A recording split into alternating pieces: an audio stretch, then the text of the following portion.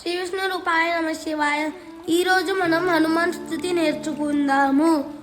రం రం రం రక్తవర్ణం దినకరవదనం తీక్ష్ణదంష్ట్రాకరాళం రం రం రం రమ్యతేజం గిరిచలనకరం కీర్తిపంచాదివక్త్రం రం రం రం రాజయోగం సకల శుభనిధిం సప్తవేదాలభేద్యం రం రం రం రాక్షసాంతం సకల దిశయశం రామదూతం నమామి.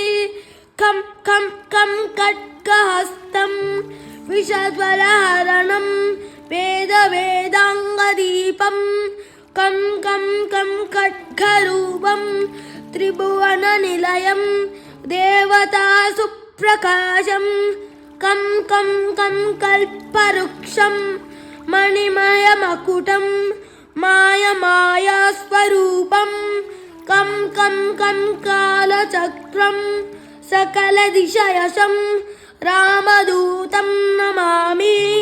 ఇం ఇం ఇం ఇంద్రవంద్యం జలనిధి కలనం సౌమ్య సామ్రాజ్యలాభం ఇం ఇం ఇం సిద్ధియోగం నత జన సదయం ఆర్యపూజాచితాంగం ఇం ఇం ఇం సింహనాదం అమృతకరతలం ఆదియంత్య ప్రకాశం ఇం ఇం ఇం చిత్స్వరూపం సకల దిశయశం రామదూతం నమామి.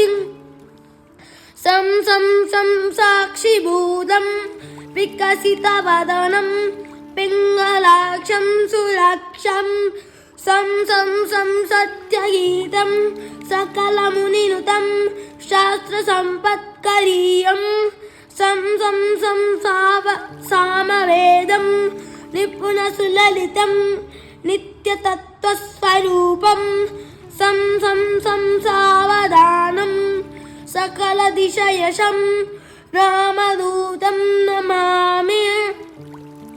హం హం హం హం స్వరూపం స్ఫుట వికటముఖం సూక్ష్మ సూక్ష్మావతారం హం హం హం అంతరాత్మం స్రవిశశినయనం రమ్యగంభీరవేమం హం హం హం అట్టహాసం సురవరనిలయం ఊర్ధ్వరోమం కరాళం హం హం హం హంసహంసం సకల దిశయశం రామదూతం నమామి.